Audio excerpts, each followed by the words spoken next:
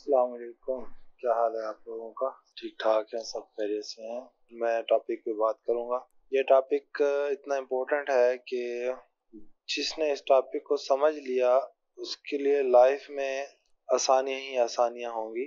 वो अपनी लाइफ को बेहतर बना सकता है, जैसे चाहे वैसा बना सकता है।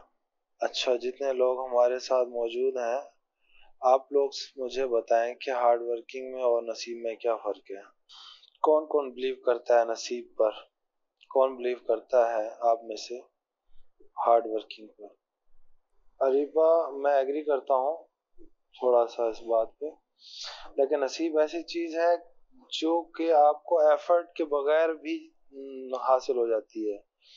नसीब के अंदर अगर आप कोई ऐसा काम आपके नसीब में आया और आपने एफर्ट भी नहीं की, तब भी आपको मिल जाती है। नसीब ऐसी कमाल की चीज है। मैं आप लोगों को ना फर्क समझाता हूँ इन दोनों में। आप लोग जिस चीज में कंफ्यूज हो ना, मैं यही मकसद है मेरा आज का सेशन का ये वाला, कि आप लोग इस टाइम जिस स्टेज पर हो ना, इस स्टेज के ऊपर, इस स्टेज से मैं भी गुजरा हूँ और मैंने बहुत हार्ड वर्किंग की है। हर कोई हार्ड वर्किंग करता है। और आप बिलीव करें कि तकरीबन 2 से ढाई साल मैंने हार्ड वर्किंग की है, लगातार जुड़ा रहा हूँ। मतलब दोनों चीजें साथ साथ थी। आप ये देखें कि मेरी हार्ड वर्किंग का रिजल्ट क्या मिला। मैंने 2 साल 2.5 साल बिजनेस डायरेक्टरी के ऊपर इन्वेस्ट किया, पैसा लगाया, टाइम लगाया और दिन रात एक किए। हार्ड वर्किंग थी ना, कुछ नहीं मिला मुझे वहां से, क्योंकि उस काम में, उस बिजनेस में मेरा नसीब नहीं था। अब मैं कहूँ कि मैंने हार्ड वर्किंग की और अब मुझे नसीब पे छोड़ देना चाहिए तो मुझे मिल जाएगा, ऐसा नहीं है। मेरा जो मंतक है ना, मैं आप लोगों को वो समझाने की कोशिश करूंगा आज इंशाल्लाह। मेरा जो पॉइंट ऑफ व्यू है, मैं सबसे पहले आप लोगों को उसके बारे में थोड़ा सा हिस्ट्री बताना चाहता हूँ। कि जो मैं अपना पॉइंट ऑफ व्यू शेयर करने लगा हूँ, सबसे पहले तो ये मेरा पर्सनल एक्सपीरियंस है। और इसके अलावा ये चीज़ें मैंने कासिम अली शाह साहब से सीखी हैं। मैंने सनी अली, एक अमेज़न के ऊपर काम करते हैं, उनसे सीखी हैं।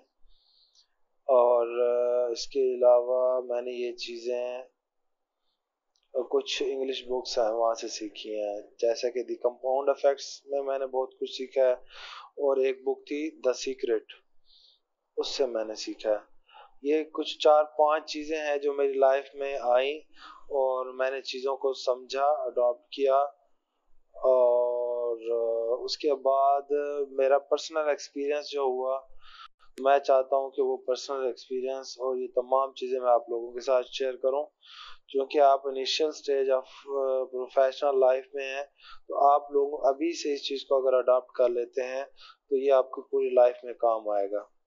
अब हार्ड वर्किंग क्या होता है? अब आप लोगों को मैं ये मिसाल देता हूँ। वैसे ये चीप मिसाल है, हर कोई देता है।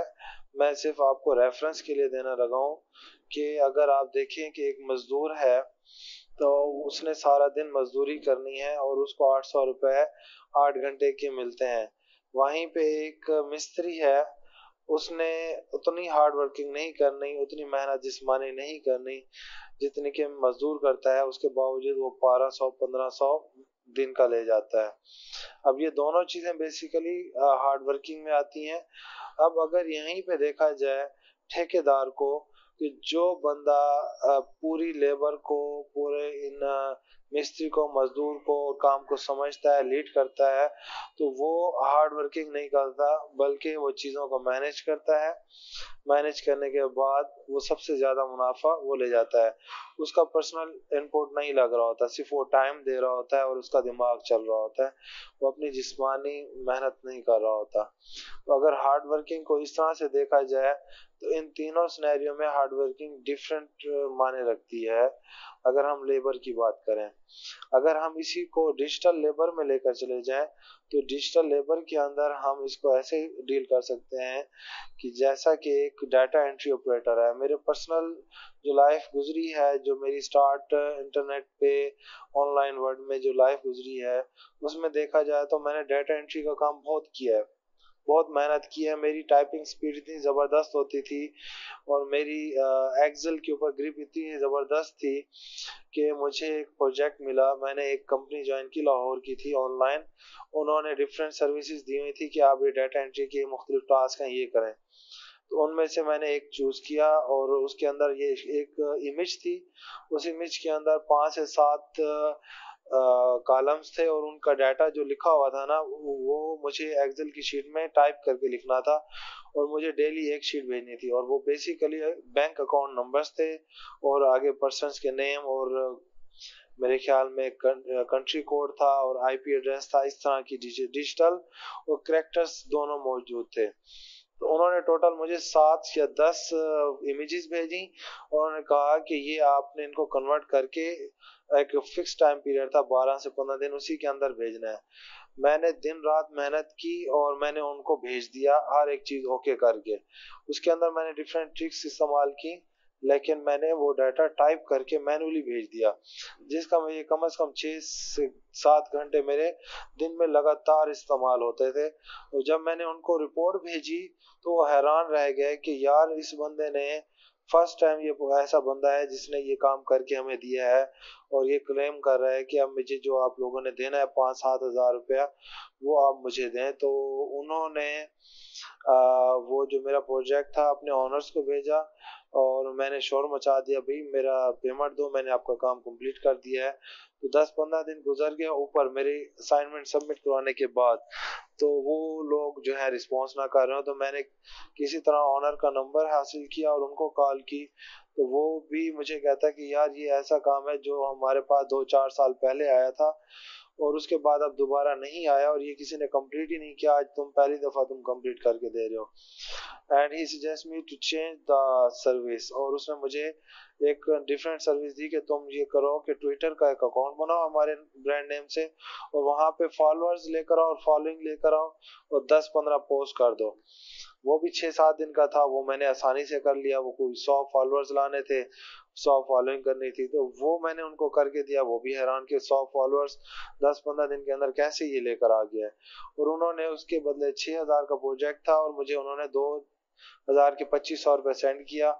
और मैंने कहा कि यार ये क्या बात हुई है, मेरी स्किल को इन्होंने मिस यूज किया है। मैंने उनका वो ट्विटर का अकाउंट डिलीट कर दिया। मैंने कहा तुम भाड़ में जाओ। अब ये तमाम चीजें हार्ड वर्किंग में थी, यानी डाटा एंट्री जॉब जितनी भी हैं ये तमाम की तमाम हार्ड वर्किंग में है। और अभी भी लोग हार्ड वर्किंग करके डाटा एंट्री की जॉब करते हैं और मुख्तलिफ काम करते हैं ऑनलाइन जो कि डाटा एंट्री की मद में आते हैं। अब जैसे कि प्रोडक्ट लिस्टिंग है, मेरे ख्याल में ये भी डाटा एंट्री के अंदर आता है कि आपने अमेजोन से प्रोडक्ट आना है, टाइटल डिस्क्रिप्शन कॉपी करना है, इमेज अपलोड करना है, ये हार्ड वर्क है। तो हार्ड वर्किंग के अंदर आपको उस हार्ड वर्किंग का स्पेसिफिक जो टास्क होगा उसका रिजल्ट आउटपुट मिलेगा। आपको फिक्स अमाउंट ऑफ अर्निंग होगी। आपको हार्ड वर्किंग के अंदर नई चीजें सीखने को नहीं मिलती, आपका दिमाग नहीं खुलता। आप 9 to 5 फिक्स हैं, आप 6 से 8 घंटे, 2 से 4 घंटे फिक्स हार्ड वर्किंग करते हैं और उसके अगेंस्ट आपको फिक्स अर्निंग होती है। तो हार्ड वर्किंग जो है वो बिल्कुल डिफरेंट चीज है, अलग चीज है। जबकि नसीब क्या है, नसीब को मैं आपको ऐसे एक्सप्लेन करता हूँ कि फर्ज किया आप, नसीब को मैं बहुत सारी और चीज़ों से भी जोड़ने वाला हूँ जो कि मैंने आप लोगों के साथ जिक्र किया कि मैंने डिफरेंट बुक से और डिफरेंट मेंटोर से सीखी। अगर मैं नसीब की बात करूँ अपने पर्सनल एक्सपीरियंस के साथ, तो फर्ज किया मैं चाहत रखता हूँ कि मैं एक सॉफ्टवेयर एजेंसी हो मेरी, तो मेरी एक सॉफ्टवेयर एजेंसी हो, या मैं एक चाहत रखता हूँ कि मैं एसईओ एक्सपर्ट हूँ या एसईओ की फील्ड में मैं आगे जाऊँ, या मैं डिजिटल मार्केटर बनूँ, या मैं बड़ा कंटेंट मार्केटिंग की मैं एक एजेंसी बना लूँ, मेरे पास 2-4 लोग काम कर रहे हो, या मैं अपना एक टारगेट रख लूँ कि यार कम से कम मैं माहाना 1.5 से 2 लाख रुपए कमा लूं, 5 लाख कमा लूं, what ever the figure you want in your mind. आप एक फिगर जहन में रखें कि मैं एक गोल जहन में रखें कि मैं ये गोल है मेरा लाइफ का, भले वो छोटा है भले वो बड़ा है। आपके जहन में एक इमेज होना चाहिए कि आपने क्या करना है, आगे क्या बढ़ना है। जब आप अपना इमेज, आप अपना विजन क्लियर कर लेते हैं, अपने जहन में कुछ टारगेट फिक्स कर लेते हैं, तो आप उन टारगेट को फिक्स करने के बाद सिर्फ एक काम करना है आपने। वो काम ये है कि उस टारगेट को हासिल करने के लिए आपने नसीब मांगना है अल्लाह ताला से। अल्लाह ताला से दुआ मांगनी है, अल्लाह ताला से रोजाना उठते बैठते 5 वक्त नमाज में जब आपका दिल करे आपने अल्लाह ताला से दुआ मांगनी है, या बारी ताला मेरी ये ख्वाहिशात हैं, ये मेरे इरादे हैं, ये मैं चाहता हूँ लाइफ में, मेरे नसीब में इसे कर दे। आप ये चीज जब अपनी लाइफ का, डेली लाइफ का हिस्सा बनाते हैं और अपने नसीब के लिए दुआ मांगते हैं और आप अपनी नसीब, अपने उस गोल के लिए स्टेप उठाना शुरू कर देते हैं, छोटे छोटे स्टेप उठाना शुरू कर देते हैं, आप ये स्टार्ट करते हैं, दुआ मांगते हैं नसीब के लिए, नसीब आपका खुलता है। जब आपका नसीब खुलता है ना, तो उसके बाद आपको खुद भी नहीं पता चलता कि आपके साथ क्या होने जा रहा होता है। आप जब एक चीज की ख्वाहिश कर लेते हैं ना, विजन बना लेते हैं जहन में, आपने एक टारगेट डाला, एक विजन किया कि आप अपने आप को 1 साल बाद, 6 महीने बाद, 2 साल बाद किस मकाम पे देख रहे हैं। तो जब आप अपने आप को उस मकाम पे एक विजन जहन में बना लेते हैं, तो कायनात की ताकत जो है, कायनात की कशिश जो है, वो आपके लिए एक्टिव हो जाती है, आपके लिए वो राहें खोलने के लिए वो एक्टिव हो जाती है, आपके लिए वो काम आसान होना शुरू हो जाते हैं, आपके साथ ऐसी ऐसी चीजें होना शुरू हो जाती हैं कि आप खुद हैरान होते हैं कि ये कहाँ से आ गया, ये तो मैंने सोचा नहीं, ये तो मैंने चाहा नहीं, ये कौन सी चीज है। मतलब मैं अपना पर्सनल एक्सपीरियंस देखूं तो मैंने कभी नहीं चाहा कि मैं वेब डेवलपमेंट करूं, मैंने कभी नहीं चाहा कि मैं एसईओ करूं, मैंने कभी नहीं चाहा मैंने डिजिटल मार्केटर बनूं।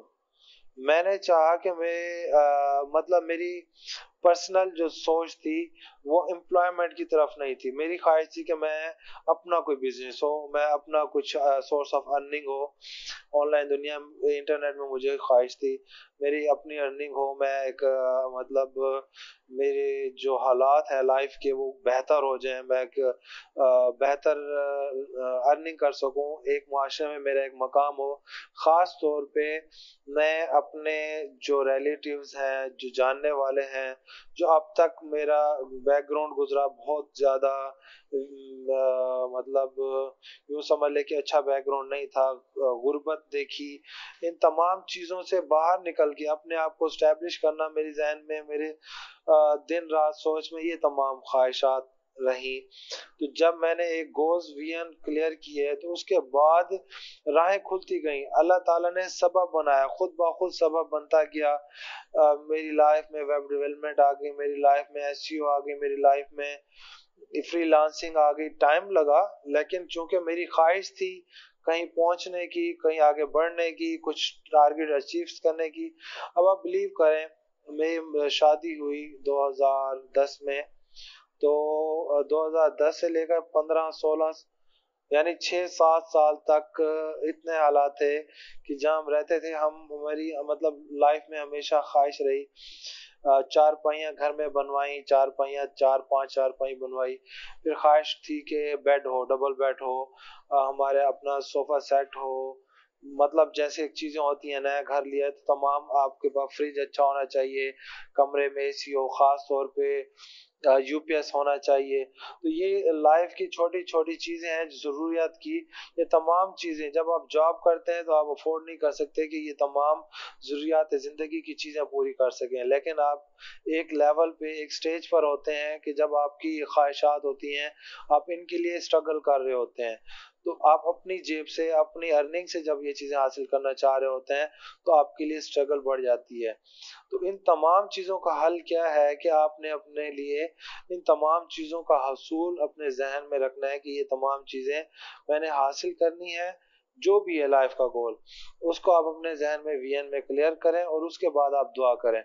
आप को खुद ब खुद रास्ते खुलते जाएंगे, खुद ब खुद आप अपने मिजाज के हिसाब से आप उस चीज के अंदर इन्वॉल्व हो जाएंगे। आपको रिस्क ऐसी ऐसी जगहों से मिलना शुरू होगा कि आप सोच भी नहीं सकते। अब फर्ज किया मैंने डिजिटल मार्केटिंग के अंदर या एसईओ के अंदर ऐसी ऐसी चीजें सीखी जो मेरे लिए लाइफ के एक्सपीरियंस में बिल्कुल भी नहीं थी। मतलब एक चीज अपॉर्चुनिटी आई, मुझे पता ही नहीं है क्या है, क्या से करना है, क्या नहीं करना, लेकिन मैंने ये सीख लिया था कि अपॉर्चुनिटी कभी जाया नहीं करनी। तो उस अपॉर्चुनिटी को मैंने अवेल किया, वहां से मैंने बहुत कुछ सीखा। मुझे वहां से जो कुछ सीखा वो बाद में मेरे लिए बेतहाशा सोर्स ऑफ अर्निंग का जरिया बन गया। अब वो अपॉर्चुनिटीज को मेरे तक आना और मुझे उसको एक्सेप्ट कर लेना, ये चीज नसीब है। मेरे पास ऐसे ऐसे प्रोजेक्ट्स हैं, मेरे पास ऐसे ऐसे क्लाइंट हैं, मैंने लाइफ में सोचा ही नहीं। मतलब एक वक्त था जब मुझे अपवर्क का पता लगा कि यार अपवर्क कोई चीज है, और मुझे किसी ने कहा यार मेरे अपवर्क के ऊपर यूएसए का एक परमानेंट क्लाइंट है, आप बस अपवर्क पे काम करो, आपके साथ एक एजेंसी अटैच हो जाए, आपको एजेंसी हायर कर ले, आपकी लाइफ बन जाती है। एक लड़का मुझे मिला, कहता है यार उस वक्त मैं जॉब करता था 10,000 की मार्केटिंग की जॉब करता था, फील्ड में मार्केटिंग सॉफ्टवेयर एक सेल करने के लिए। उस वक्त मुझे एक लड़का मिला, कहता है यार मैं अपवर्क पे काम करता हूँ, मुझे एक मार्केटिंग एजेंसी ने हायर किया हुआ है और 1.5 लाख मेरी सैलरी है और मैं परमानेंट वहां उनके पास काम करता हूँ। पता नहीं क्या उसकी स्किल थी। आई वॉज शॉक, मेरे दिल में भी ख्वाहिश पैदा हुई, या अल्लाह मुझे भी कोई एक एजेंसी मिले, मुझे भी कोई परमानेंट क्लाइंट मिले, मैं भी एक अच्छी सोर्स ऑफ अर्निंग हो, कम से कम लाख 1.5 लाख कमाऊं। आप बिलीव करें ये बहुत पुरानी बात नहीं है, 2-3 साल पहले की बात है। अल्हम्दुलिल्लाह अल्हम्दुलिल्लाह 5 से 6 एजेंसीज हैं, इंटरनेशनल एजेंसीज हैं, लोकल एजेंसीज हैं जिनके साथ मैं काम कर रहा हूँ, और उन्होंने मुझे मल्टीपल प्रोजेक्ट्स दिए हुए हैं। और एक प्रोजेक्ट से स्टार्ट हुआ, दूसरा, तीसरा, चौथा, पांचवा, इस तरह से प्रोजेक्ट्स मिलना, एजेंसीज का अटैच होना। मतलब वो मैंने ख्वाहिश की, इरादा किया, जहन में सोचा, उसके लिए मैंने थोड़ा सा तगोदो की, रास्ते खुलते गए। इवन आप बिलीव करें मैंने 2015 में अपवर्क अकाउंट बना लिया था। अब उसको मैंने यूज नहीं किया, मुझे तरीका ही नहीं आता था कैसे यूज करना है, मुझे कोई बताने वाला नहीं था। आखिर मुझ तक वो लोग, मैं उन लोगों तक पहुंचना शुरू हुआ। मैंने ख्वाहिश की कि मुझे ऐसी कम्युनिटी मिले जो ये लोग काम कर रहे हैं, फ्रीलांसर काम कर रहे हैं। मुझे उन कम्युनिटीज तक पहुंचने में बड़ा टाइम लगा। 2017 में मैं जाके पहुंचा इन कम्युनिटी में, और मेरी स्ट्रगल स्टार्ट हुई थी 2012 से कि मैं किसी तरह इस ऑनलाइन कम्युनिटी में पहुंचूं जहां से मुझे लाइन मिले, जहां से मुझे पता लगे वेबसाइट कौन बनाता है, कैसे बनाती है। मुझे याद है मैं इमेजेस से देख के ना, एक थी ऑनलाइन फॉरम था, पता नहीं उर्दू एकेडमी या पता नहीं क्या चीज थी, उर्दू पॉइंट इस तरह से कोई था, तो वहां से इमेजेस की शक्ल में आप HTML और CSS और PHP सीखते थे। मैं उस दौर की स्ट्रगल मेरी चल रही थी। तो रास्ते खुलते गए, अल्लाह ताला ने मुझे रास्ते सबब बनाता गया, चीजें चलती गई। टाइम लगा, ज्यादा टाइम लगा, कुछ मेरी अपनी गलतियां थी, कुछ मेरा अपने बेवकूफियां थी। लेकिन आप उस वक्त जमाना भी तो 2G का था ना, 3G तो बाद में आया, 4G तो बाद में आया। आप ये देखें कि जिस दौर में मैंने स्टार्ट किया 2G था। इंटरनेट तक अक्साई आप नेट कैफे में जाके करते थे। नेट कैफे में जाके कई कई घंटे में बैठता था, सीखता था, जो समझता था। आप लोगों के पास तो बेतहाशा अपॉर्चुनिटीज हैं, बेतहाशा आप लोगों को बनी बनाई, यूं समझ लो कि प्लेट आपके सामने रख दी गई है कि ये ले, अब आपने सिर्फ इसको खाना है। तो आप लोगों ने उस अपनी बेहतरीन अपॉर्चुनिटीज को अवेल कर आप अवेल कर चुके हैं। अब आपने इसके ऊपर सिर्फ और सिर्फ नसीब मांगना है। नसीब मांगने के साथ आपको नसीब खुद ब खुद खींचेगा। आपका नसीब आपको खुद ब खुद ट्रेन करेगा, आपका नसीब आपको खुद ब खुद जगाएगा, आपको फोर्स करेगा कि ये करो, ये करो, ये करो, ताकि तुम्हारा जो ख्वाहिश है, जो तुमने ख्वाहिश की है, दिमाग में एक विजन बिठाया है, एक आपने लॉन्ग टर्म कोई प्लानिंग की है, जो भी सोचा है, वो आपका नसीब आपको करवाएगा, आपका नसीब आपको लेके चलेगा। नसीब इतनी पावरफुल चीज है कि एक वक्त आता है कि आप कुछ भी नहीं कर रहे होते, बल्कि आपका नसीब आपको कमा के दे रहा होता है। अब आप नसीब को अर्निंग के अंदर लेकर आए या अपनी लाइफ में लेकर जाएं। मतलब फर्ज किया आप आप लोग अनमैरिड हैं, तो आप लोग ख्वाहिश करें कि या अल्लाह मेरे नसीब में अच्छा लाइफ पार्टनर हो। तो ये ख्वाहिश करना नसीब, क्या मतलब लफ्ज नसीब आपने इस्तेमाल करना है। जो ख्वाहिश करनी है, जो दुआ मांगनी है अल्लाह ताला से, वो आपने अच्छे नसीब के लिए मांगनी है। वो लाइफ पार्टनर है, वो लाइफ में आपके बिजनेस है, वो आपका लाइफ में कोई भी इशू है, किसी भी किस्म का, एजुकेशन का है, वालदेन का है, रिलेटिव्स का है, किसी भी मामले में जहां भी आप स्टक हैं, आप अल्लाह ताला से दुआ करें, अपना नसीब के लिए दुआ करें, या अल्लाह मेरे नसीब में ये चीज लिख दे। फिर वो चीज, वो एक ताकत पैदा होती है आपकी ख्वाहिशात से, जो आपके दिमाग से, जो उसे कहते हैं एक मैजिक, यूँ समझ लें कि आपकी दिमाग से शुआएं पैदा होती हैं, आपके दिमाग से ऐसी ताकत पैदा होती है जो कि पूरी कायनात के अंदर फैल जाती है, और आपके लिए वो काम करना स्टार्ट कर देती है। आपको एक मैं लाइफ अपनी स्टोरी बता देता हूँ, दो जो मैंने सीक्रेट, एक द सीक्रेट बुक थी, उससे सीखा था, उसके ऊपर मैंने अमल किया अपनी लाइफ में, और उससे मुझे दो चीजें मिली। एक चीज मेरे ध्यान में आ रही है, मैं आप लोगों को वो लाइफ एग्जांपल आप लोगों के साथ शेयर कर देता हूँ। द सीक्रेट बुक पढ़ने के बाद, उसको फॉलो करने के बाद, ये मेरा लाइफ एक्सपीरियंस है, और मैंने अपनी वाइफ को जब शेयर किया तो शी वाज शॉक कि ओके, ये वाकई काम करता है। वो क्या था कि आज से तकरीबन 2020 की बात है, 2020 की मिड की बात है। 2020 में मुझे ख्वाहिश पैदा हुई कि मेरे पास ना गाड़ी होनी चाहिए। उन दिनों अक्सर रोड्स के ऊपर मेरे पास 125 था, तो मेरी ख्वाहिश होती थी जो है सुजुकी कल्टस होनी चाहिए वाइट कलर में। तो जब भी मैं देखूं बड़ा मुझे अच्छा लगे, मेरी वाइफ को भी कहीं नजर आए तो उन्हें भी अच्छा लगे कि यार ये बड़ी प्यारी गाड़ी है, हम इंशाल्लाह गाड़ी लेंगे। मैं कहता था ठीक है इंशाल्लाह हम गाड़ी लेंगे। मैं मजाक में कहता था कि नहीं, हम ना वो ले लेते हैं, मेहरान ले लेते हैं। तो वो मुझे कहती थी कि इससे अच्छा है कि ना लें। मैंने कहता कि अच्छा चलें, सब्र करें, अल्लाह करेगा, हमारा सबब बन जाएगा। तो किसी तरह मेरे हाथ चढ़ गई वो बुक, द सीक्रेट। मुझे मेरे ख्याल में कासिम अली शाह ने रिकमेंड की थी अपने वीडियोस के अंदर। उसको मैंने पढ़ा तो उसके अंदर उन्होंने लिखा था कि आपको लाइफ में जो चीज चाहिए ना, आप बस दिमाग में वो सोचें कि उस चीज को आपने हासिल कर दिया है और वो आपके पास मौजूद है। दो चीजें उसमें खास थी।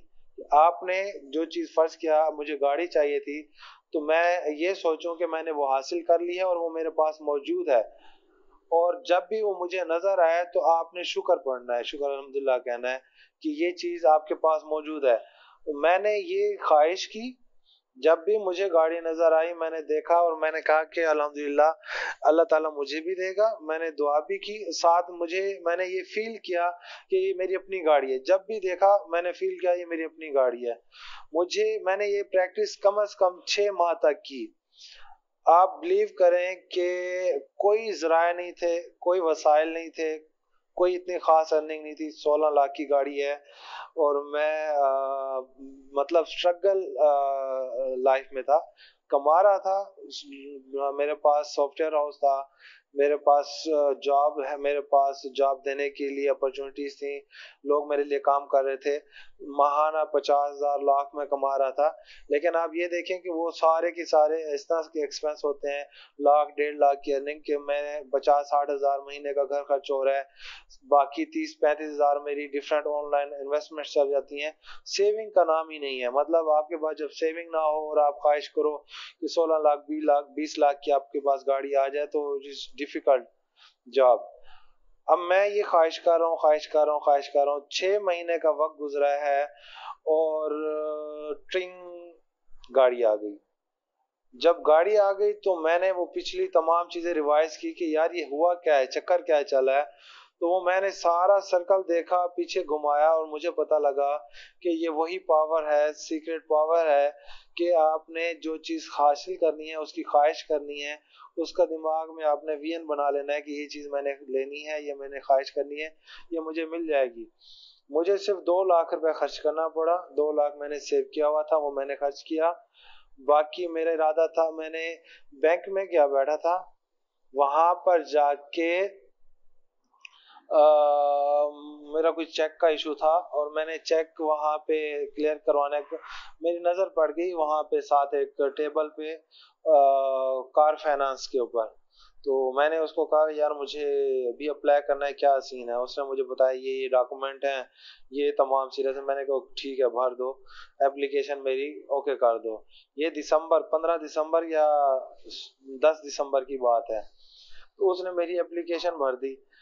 अब एप्लीकेशन भर दी मैंने, 5,000 शायद उसकी रजिस्ट्रेशन भी होती है, वो पैसे भी भर दिए। अब वो मैंने एप्लीकेशन भरी, पैसे भरे और मैंने अपना तमाम जो है bank account, different bank account की उन्होंने स्टेटमेंट्स मांगी और उन्होंने कहा कि आप चेक, आपका जो मंथली अर्निंग है ना वो 2 से 2.5 लाख लाजमी होना चाहिए आपके एक्सपेंस निकाल के। तो मैंने कहा ठीक है, मैंने अपने डिफरेंट बैंक से जाकर डिटेल दी उनको। तो वो मुझे जनवरी भी आ गया, फरवरी आ गया, वो ओके ना करे, उन्होंने मेरी एप्लीकेशन रिजेक्ट कर दी कि आपका ना अर्निंग जो है वो स्टेबल नहीं है, कभी कम है कभी ज्यादा है, स्टेबल नहीं है। हमें स्टेबल अर्निंग शो कराओगे तो फिर आपको गाड़ी मिल जाएगी। तो वो रिजेक्ट हो गई। मैंने कहा अच्छा यार अब मैं क्या करूं। मैंने तो कोशिश की खैर, और मैं विलिंग भी था एडवांस डाउन पेमेंट देने के लिए। तो उसी वक्त मैं एप्लीकेशन लेकर आया वापस घर आके, मैंने बताया कि ये मेरे साथ मामला हुआ है। और मेरे एक रिलेटिव्स ने कहा कि यार तुम सूद पे लेने जा रहे हो किस्तों पे, और वहां पे तुम जितने भी दोगे ऊपर उनको 5% 10% डाउन पेमेंट के साथ ये जो महाना दोगे तो ये सूद में आता है। तो इससे बेहतर है कि यार मैं तुम्हें पैसे देता हूँ, तुम जाओ गाड़ी लो, खैर है। मैंने कहा ठीक है। वो बात बन गई। वो पता भी नहीं चला, 3-4 दिन के अंदर अंदर ही सारा काम हुआ और मुझे गाड़ी मिल गई। मैं हैरान परेशान कि यार मैंने 6 महीने तक ख्वाहिश की है, आखिर तंग आ गया था कि यार नहीं मिलती गाड़ी, दफा करो, बकवास है ये। और 10 दिन के अंदर अंदर मैंने गाड़ी पसंद की, OLX पे देखी, एक जगह खड़ी थी गाड़ी, देखा है, दूसरी देखा है, तीसरी देखा है, उनमें से एक पसंद आई, बात डील हुई और 16 लाख में मुझे गाड़ी मिल गई। उसमें 2 लाख मैंने दिया, बाकी मुझे रिलेटिव्स ने फ्राहम किया। अब मैं उसको माहाना 50,000 रुपये दे देता हूँ अपनी अर्निंग्स में, और मैंने उसे कहा कभी लाख दे दूंगा कभी 50,000। तो मतलब ये ज़हन और गुमान में नहीं था कि यार ये यूं सीन भी हो सकता है। तो ये चीज, ये एक चीज है जो मैंने सीक्रेट के साथ हासिल किया। उसके अलावा ये छोटी छोटी ऐसी बेतहाशा चीजें हैं जो मैंने द कंपाउंड इफेक्ट बुक थी 2020 के अंदर मैंने उसको पढ़ा था, उसके ऊपर मैंने अमल करना शुरू किया। आप लोगों को, तमाम को मैं सजेस्ट करूंगा उसको पढ़ें। मैंने डायरी में उसके पॉइंट सारे लिख दिए थे, मैंने उसको फॉलो करना शुरू किया। मैंने अपनी लाइफ के बड़े बड़े गोल उसमें लिख दिए कि मैं लाइफ में ये करूंगा ये करूंगा। और जब मैं लिख रहा था तो उस वक्त आप बिलीव करें कि मेरे वहम और गुमान में नहीं था कि मैं उनको अचीव कर पाऊंगा या इतना आसानी से जल्द अचीव कर पाऊंगा। सिर्फ 1 साल का वक्त लगा है। मैं अपने उन गोल्स के, यूं समझ लो कि मिड में हूँ, कुछ के मैं एंड में हूँ उनको अचीव करने के। और वो गोल छोटे मोटे नहीं है, बहुत बड़े गोल हैं, इतने बड़े बड़े गोल हैं कि आप यकीन नहीं करेंगे। और मेरी ये छोटी मोटी अर्निंग के साथ ये मैं सारा कुछ कर रहा हूँ। और इस चीज को क्या कहते हैं, कंफर्म बनाया है। इस चीज को अचीव करने के अंदर जो बहुत बड़ा रोल अदा किया है वो कंपाउंड इफेक्ट की बुक्स ने किया था। उससे मुझे बहुत कुछ सीखने को मिला और उसके ऊपर मैं चल के मैंने अपनी लाइफ के बेतहाशा डिफरेंट गोल्स को अचीव करता जा रहा हूँ, और मैं बहुत स्पीड से आगे बढ़ता जा रहा हूँ लाइफ गोल्स के अंदर। और आपको मैंने शायद नहीं जिक्र किया पहले कि मैंने ये जो NFT के अंदर ट्रेनिंग का आया था, तो किसी ने मुझे पोस्ट के ऊपर कमेंट किया हुआ था, रिकमेंड कर देते हैं ना कि सर ये जॉब आई ऑफर, आप इस पे अप्लाई करें। तो मैंने कहा अच्छा चले देखते हैं। और मैंने ऐसी बेदिली से वहां पे अप्लाई कर दिया कि यार छोड़ो क्या है, देखते हैं। वहां पे मैंने फॉर्म फिल किया और उसके अंदर लिखा हुआ था कि आप सैलरी क्या एक्सपेक्ट करते हैं। मैंने नील लिख दी, जीरो। मैंने कहा मुझे सैलरी नहीं चाहिए, बस आप मुझे जॉब यानी ये ट्रेनिंग का हायर कर लें। साल लगा, साल बाद मुझे कॉल आई कि आपको शॉर्टलिस्ट कर लिया है और आप आ जाएं।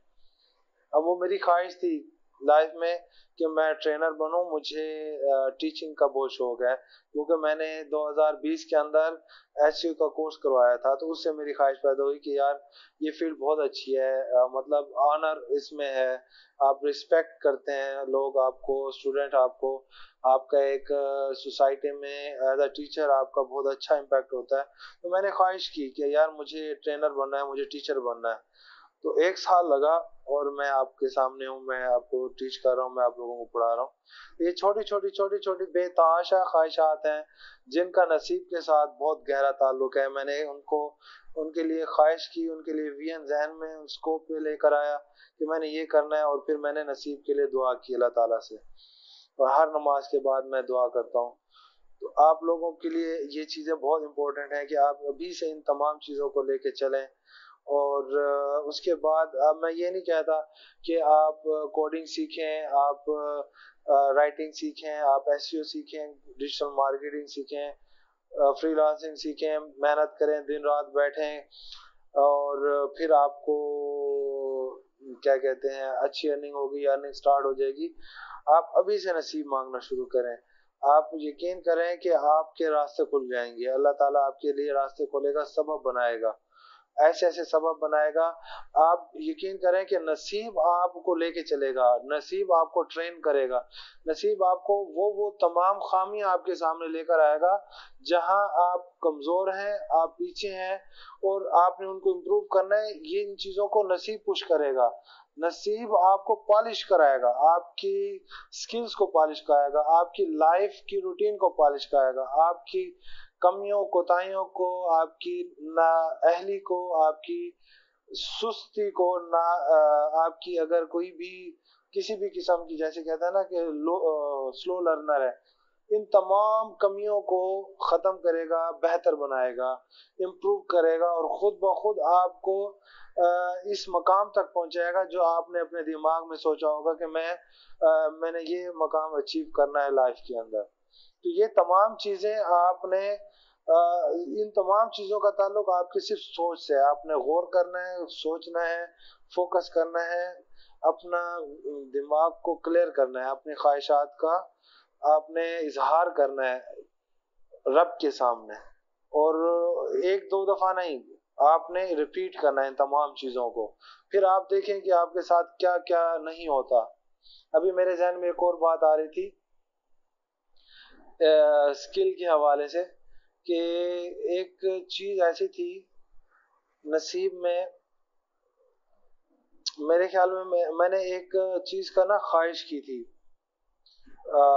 अब वैसे तो मेरी बहुत सारी ख्वाहिशात हैं, मैं हिफ्ज़ कुरान करना चाहता हूँ लाइफ में, और मेरा ख्वाहिश है कि लाइफ के आखिरी या 40 50 45 साल की एज में मैं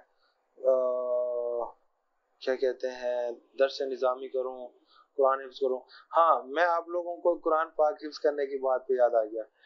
आप लोग बिलीव करें कि मेरा जो याददाश्त है ना, हाफजा इतना कमज़ोर है इस वक्त, इतना कमज़ोर है, हम पिछले 15 20 साल से इतना कमज़ोर है कि मैं 5 मिनट 10 मिनट पहले वाली बात भूल जाता हूँ। ये बहुत बड़ी लक है। मैं आपको बार बार बता रहा हूँ, नसीब जो है ना आपको खुद ब खुद रास्ते पे लेकर आता है। आपका कोई कमाल नहीं है, आपकी कोई हार्ड वर्किंग नहीं है, हर चीज हीच है, आपका नसीब सब कुछ करता है। आपकी अल्लाह ताला आपको खुद ब खुद इन चीजों की तरफ लेकर आता है। आप यकीन करें कि मैं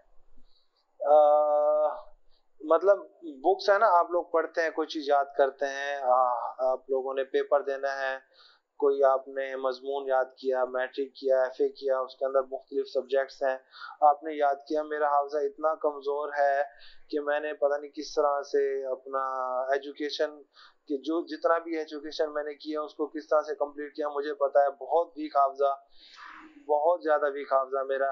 वीक काम के अंदर मुझे कई दफ़ा सप्ली मिली, बहुत ज़्यादा मुझे मसाइल हुए। उसकी वजह थी बचपन में एक हादसा हुआ था मेरे साथ। मेरा जो है ना जहन याददाश्त मेरी जो है ना कमजोर हो गई थी, उसे कहते हैं बीमारी, सब ठंड लग जाना। मेरे ना बचपन में दिमाग को ठंड लग जाने की वजह से मेरी याददाश्त पे बड़ा इफेक्ट हुआ था। तब से मेरे साथ बड़ा मसला चलता रहा। ये 2011 14 की बात है, जब मेरी दूसरी बेटी पैदा हुई। तो वो शायद 6 माह की थी या 3-4 माह की थी, साल से नीचे नीचे थी। तो मैंने ना एक मेडिसिन देखी, वाइफ ने उसको ना दी, थोड़ी सी खमीरा था। मैंने देखी डब्बी के ऊपर लिखा हुआ था कि दिमाग को ताकत देता है और कल्ब को ताकत देता है। तो मैंने देखा, मैंने कहा यार ये मेरे लिए भी मुझे लगता है अच्छी है। तो उन दिनों हालात बड़े टाइट हुआ करते थे, तो वाइफ ने कहा कि ये बहुत महंगी है, आप इसे ना आपने इस्तेमाल नहीं करनी, ये सिर्फ मैंने इसके लिए इस्तेमाल किया है। शॉर्ट टर्म मेमोरी लॉस वाला सीन था। तो मैंने कहा यार वो तो ठीक है कि बच्ची के लिए है, उसको इस्तेमाल करें, छोटी है, लेकिन मुझे लगता है कि मुझे भी इस्तेमाल करना चाहिए, चलो देखते हैं। मैंने जाके खरीदी, 300 रुपए की वो आती है। आप यकीन करें, उसको इस्तेमाल करने के बाद मेरे हाफजे में इतनी ज़्यादा इम्प्रूवमेंट आई। मुझे लगा कि मुझे दिमाग में पूरी दुनिया की चीज़ें समा रही हैं। मैं जो चीज़ बोल रहा हूँ, जो चीज़ लिख रहा हूँ, जो चीज़ चल रहा है, वो मेरे लॉन्ग टर्म मेरे दिमाग में ना रह रहा है। मुझे चीज़ें याद रहना शुरू हो गई, बहुत ज़्यादा इम्प्रूवमेंट आई। मेरा दिमाग जो है ना वो बहुत चलता था, लेकिन चीज़ें भूल जाती थी। तो मेरा दिमाग याददाश्त जैसे ही स्टेबल हुई, तो मैंने इतनी ज़्यादा चीज़ें लर्न करना शुरू कर दी, इतनी ज़्यादा स्पीड मेरी लाइफ में ग्रो शुरू हुई, और लाइफ का सर्कल जो है ना वो एकदम से चेंज हो गया। और लाइफ में आगे बढ़ना जो है वो यूँ समझ ले, पिछले 25-30 साल, 20-25 साल की लाइफ मेरी डिफरेंट थी, और आगे की ये जो 6-7 साल हैं ये बिल्कुल डिफरेंट है, सिर्फ इस वजह से कि मेरी याददाश्त में बड़ा मसला रहा है। तो वो मुझे लगातार खमीरा इस्तेमाल करना पड़ता है, अब तक मैं वो खमीरा इस्तेमाल करता हूँ। बताने का मकसद ये है कि ये मतलब मेरी याददाश्त कमजोर थी, मेरी अंदर एक कमी थी, दिमागी मसला था, एक फिजिकल इशू था दिमाग का, मुझे चीजें याद नहीं रहती थी। तो अब उस कमजोरी की वजह से जो भी मैं सीखूं भूल जाऊं। अब मुझे चूंकि आगे बढ़ना था, मेरा नसीब खुलना था, तो अल्लाह ताला ने मेरी लाइफ में उस चीज को, उसका इलाज लेकर आया। वो इलाज मेरी लाइफ में आया, मैंने उसको अडॉप्ट किया, मेरे मसाइल हल हुए, मेरी याददाश्त इंप्रूव हुई, मैंने चीज़ों को याद रखना शुरू किया, स्किल्स इंप्रूव करता गया, आगे बढ़ता गया, आगे बढ़ता गया। अभी भी अगर मैं हफ्ता 10 दिन खमीरा खाना छोड़ दूं तो चीज़ें भूलना शुरू हो जाती हैं, तो मुझे वो दोबारा से इस्तेमाल करना पड़ता है। मेरे साथ ये परमानेंट इशू है। तो ये चीजें बताने का मकसद ये है कि आपके रास्ते खुद ब खुद खुल जाते हैं। अल्लाह ताला सबब बना देता है। आपकी लाइफ में किसी भी किस्म की कमी है, किसी भी किस्म का इशू है, उसका हल खुद ब खुद आना शुरू हो जाता है आपकी लाइफ में। तो इसलिए मैं रिपीट कर रहा हूँ कि नसीब मांगो, नसीब मांगो, अल्लाह ताला से अच्छा नसीब मांगो, अच्छा रिस्क मांगो। मैं अल्लाह ताला से मांगता हूँ कि अल्लाह मुझे वसी रिस्क अता फरमा, हलाल रिस्क अता फरमा, हराम रिस्क से बचा, हलाल का लुक्मा अता फरमा। इस तरह के कुछ जुमले हैं जो मैं दुआ में मांगता हूँ। आपको अल्फाज का इस्तेमाल करना है डिफरेंट, ऐसे अल्फाज जो आपके अपने हों, अपने दिल से निकले। आप कहीं से सीखें ना, आप किसी को बताएं ना, यानी बुक से आप देखें या कोई आपको बता रहा है कि यार दुआ में ये मांगो। अगर आपने मांगना है तो जो भी मांगना है अपने अल्फाज से मांगो, अपने दिल से मांगो। कि मतलब मुझे क्या चाहिए, फर्ज किया मैं कहूँ कि अ, मुझे लैपटॉप चाहिए। एक वक्त था लैपटॉप नहीं होता था, मेरा लैपटॉप एक बंदा मार्केटिंग का बंदा रखा, लेके भाग गया, मेरा सारा काम रुक गया, वेबसाइट का काम रुक गया। तो मेरे पास पैसे ना हो, लैपटॉप कहाँ से लो। ये 2014 की बात है। तो अब मुझे लैपटॉप चाहिए, मेरे लिए मसला है, मेरा काम रुक गया, मुझे नौकरी करनी पड़ गई, तो अब मुझे लैपटॉप चाहिए। अब लैपटॉप चाहिए, मेरे पास 10-12 हज़ार रुपया होगा तो मैं लैपटॉप लूंगा। अब मैंने दुआ मांगनी है, या अल्लाह वसाइल पैदा फरमा, या अल्लाह मेरे रिस्क में इजाफा पड़ा फरमा, ताकि मैं लैपटॉप ले सकूं, मैं कुछ सीख सकूं, मैं आगे बढ़ सकूं। इन चीजों को मैंने अपने अल्फाज में रब के सामने दोहराना है, 2 दफा, 4 दफा, 6 दफा, हफ्ता, 10 दिन, महीना दोहराना है। जब आप डेडिकेट हो के रब से कोई चीज मांगते हो, तो रब आपको खाली हाथ नहीं भेजता, कोई ना कोई सबब बना देता है, उसका अल्टरनेट दे देता है। और ये मेरा पर्सनल एक्सपीरियंस है। इसके साथ अगर मैं आप लोगों को एक और चीज में ऐड कर दूं कि कुछ दिन पहले कल या परसों सनी अली ने पोस्ट की हुई थी, तो उसके अंदर भी कुछ इसी तरह की बातें थी, तो मैंने वहां पे नीचे लिख दिया, दुआ के बारे में बात थी। मैंने वहां पे कमेंट किया, आप लोग देख सकोगे अगर आप लोग फॉलो करते हो ना। तो मैंने लिखा कि मैं कोई दुआ करता हूँ ना अल्हम्दुलिल्लाह, तो पहले मुझे 3 महीने 6 महीने लगते थे दुआ को अप्रूव होने में और कबूलियत में और उसका इफेक्ट आने में। तो अब वो कम होता होता अल्हम्दुलिल्लाह 3 हफ्ते तक आ गई ये बात। तो आप लोगों ने रब से जुड़ जाना है, अल्लाह ताला के साथ लो लगा लेनी है, दोस्ती कर लेनी है, यारी कर लेनी है। आप लोगों ने अल्लाह ताला को याद रखना है, हर वक्त याद रखना है, जुड़े रहना है। अल्लाह ताला भी आपको याद रखना शुरू कर देगा। पहले देखेगा कि अच्छा मैं इसे याद करता हूँ फिर भूल तो नहीं जाता, अच्छा मैं इसका ये मसला हल कर देता हूँ फिर भूल तो नहीं जाता। अल्लाह ताला लाड करते हैं, हमें अल्लाह ताला के साथ लाड करना चाहिए, अल्लाह ताला के साथ दोस्ती करनी चाहिए, अल्लाह ताला के साथ अपने मसले मसाइल डिस्कस करने चाहिए। अपनी लाइफ के अंदर दुरूद शरीफ का इस्तेमाल आप लोग यकीनन करते होंगे, इस्तगफार यकीनन पढ़ते होंगे। दो चीजें मैं आप लोगों को कहूंगा जो आप लोगों ने करना है खास तौर पे, वो ये है कि आपने या जल जलाली वल इकराम एक आप लोगों ने जब भी दिल में आए पढ़ लें, 1 2 4 6 दफा 10 दफा 20 100 दफा 1000 दफा जितनी दफा आप पढ़ सकते हैं, आप बस पढ़ते रहें, लगातार पढ़ते रहें, या जल जलाली वल इकराम वला हौल वला कुव्वता इल्ला बिल्लाहिल अलीयुल अजीम।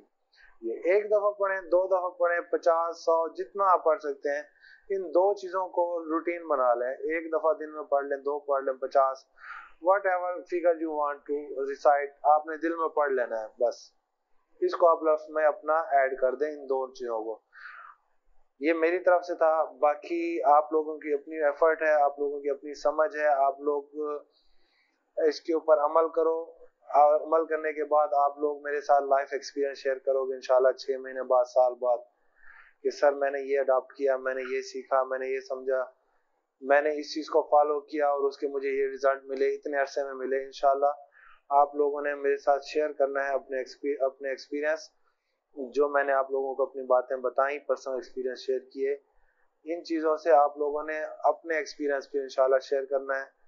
और आप लोगों को जो भी हासिल हो लाइफ में, जो अचीवमेंट्स मिले, जो भी आपको लाइफ में मकाम मिले, आपने मेरे साथ लाजमी शेयर करना है। वो भले 6 महीने लगे, साल लगे, 2 साल लगे, लेकिन आप अगर इन चीज़ों को फॉलो करोगे जो मैंने आप लोगों के साथ डिस्कस की हैं, तो इंशाल्लाह आप लोगों को ज़रूर फ़ायदा होगा।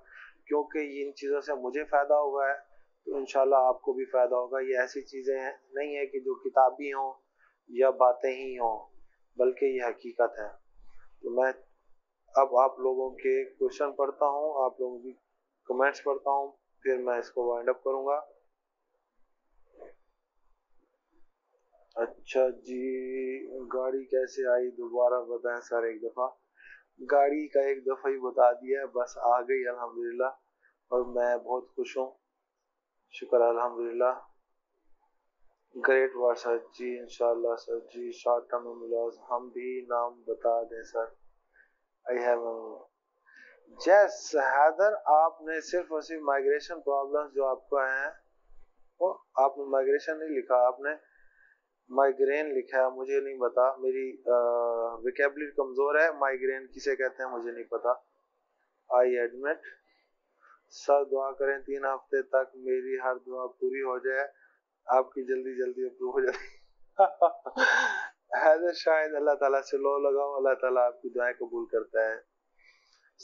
Thank you sir, thank you so much, thank you so कुछ sir for sharing your positive thoughts. God bless you. Thank you for Jazakallah sir for make advice. Thank you Riba. Khamira Gozban is a popular one for memory. हाँ हो सकता है popular हो, बहरहाल मुझे इससे तब तक अफेक्ट होता है जब मैं इसको इस्तेमाल करता रहूं। अगर मैं हफ्ता 10 दिन ना इस्तेमाल करूं तो फिर मेरी मेमोरी लूज होना शुरू हो जाती है, मुझे बातें भूलना शुरू हो जाती हैं और मैं अपनी वाइफ के जिम्मे लगा देता हूँ कि अब ये काम मुझे बताना है, ये काम मुझे बताना है, ये काम मुझे बताना है इस टाइम। तो उनकी मेमोरी माशाल्लाह बहुत अच्छी है, तो वो मुझे याद करवाती रहती हैं और फिर मुझे कहती हैं कि जाओ खमीरा ले आओ ताकि आपका दिमाग काम करना शुरू कर दे। तो मेरे साथ ये परमानेंट इशू है और उसका हल खमीरा गौज़बान है। ये बात फनी भी है और फनी नहीं भी है। थैंक यू कायनात, आप जरूर शेयर कीजिएगा। आज की आज की आपके इस स्पीच से बहुत बहुत मोटिवेशन मिली है सर जी। अरीना थैंक यू। ओके, आधे सर का दर्द सर, अच्छा हैदर शायद आपको आधे दर्द का आधे सर का दर्द होता है। ओके, मुझे लगता है कि मेरे लाइफ एक्सपीरियंस के मुताबिक आधे सर का दर्द का मतलब है कि आपकी लाइफ रेगुलर बेस पे आप डिप्रेशन में रहते हैं कई हफ्ते, कई दिन, कई महीनों तक, या आप रहे हैं लाइफ में कहीं। जब आप लगातार डिप्रेशन में रहे हैं ना, तो उसके बाद आपको आधे सर का दर्द होता है। तो आप मुझे बताएं क्या ऐसा सीन है। आई है जॉब से, तो अब मैं बड़ी गाड़ी चाह रहा हूँ, काइंडली दुआ करें हफ्ते में। यार, दो चीजें होती हैं ताहिर, लाइफ के अंदर जरूरियात को पूरा करना एक अलग चीज है, लाइफ के अंदर लग्जरी चीजों को ऐड करना एक और चीज होती है। तो मेरे ख्याल में आप दुआ करें, आपकी दुआ कबूल हो कि आपकी जिंदगी की जो जरूरियात की चीजें हैं ना, वो कम से कम पूरी हों। अब आप उनसे बढ़कर आगे चले ना, कि फर्ज किया मैं कहता हूँ यार मेरे पास लैपटॉप है, कोर i7 है या कोर i10 है, लेटेस्ट कोर i7 है, 11 जनरेशन है, मतलब 1.5-2 लाख का 3 लाख का लैपटॉप आना चाहिए। अभी मेरे पास है 50,000 वाला लैपटॉप, हालांकि मेरा काम 50,000 वाले से भी चल रहा है। तो ये चीज लग्जरी लाइफ में आ जाती है। जब आप लग्जरी लाइफ की बात करते हो तो वहां पे नसीब, वहां पे आपकी इनकम, ये तमाम चीजें डिफरेंट हो जाती हैं। आप अपनी इन तमाम चीजों को डिफरेंट कर देते हो। जो चीज मैं आप लोगों को बता रहा हूँ वो डिफरेंट है। अपनी लाइफ में लग्जरी चीजों को ऐड करना है, तो उस हवाले से मैं आप लोगों को ना कोई इस टॉपिक में बात करूंगा, ना ही मैं इस टॉपिक पे आप लोगों को कोई एडवाइस दूंगा। मैं सिर्फ आपको ये बताऊंगा कि वो कहते हैं ना, मैं बार बार सुन रहा होता हूँ, प्रोफेसर हैं, अल्लाह करे मुझे उनका नाम याद रह जाए, प्रोफेसर रफीक साहब हैं, उनकी मैं वीडियो सुनता हूँ, तो वो कह रहे होते हैं अक्सर कि एक मशहूर कहावत है, इंग्लिश में है कि आपने अगर सफर करना हो तो आपने कम वजन अपने साथ रखें। तो मैं यहाँ पे वही चीज कोट करूंगा कि आपने अगर सफर करना है, आपकी लाइफ सफर है, आपने आगे जाना है, तो जितना कम सामान होगा आपकी लाइफ में उतना आसान होगा आपके लिए सफर। तो आखिरत में आपने दुनिया को देखना है, तो वहीं आपने साथ साथ आखिरत को भी देखना है। अब अगर मैं ये बात करूं तो आप कहोगे सर आपकी दाढ़ी है, आप मौलवी हैं, आप पता नहीं क्या है और आप हमें सबक देने बैठ गए हैं। तो इस चीज को दाढ़ी का या मौलवीपन होने का या इन चीजों के साथ ताल्लुक नहीं है, बल्कि ये वो चीजें हैं जो कि एज अ मुस्लिम हमारे साथ जुड़ी हुई हैं। तो मैं आप लोगों को यही सजेस्ट करूंगा कि लग्जरी चीजों की ख्वाहिश मेरे हिसाब से नहीं करनी चाहिए। मुझे खुद भी बहुत सारी ख्वाहिशात होती हैं लग्जरी की, यार बेहतरीन चीजें होनी चाहिए, ये होना चाहिए, वो होना चाहिए, लेकिन इन ख्वाहिशात का पैदा होना और उन ख्वाहिशात के ऊपर अमल करना या उनके पीछे भागना, ये दो डिफरेंट चीजें हैं।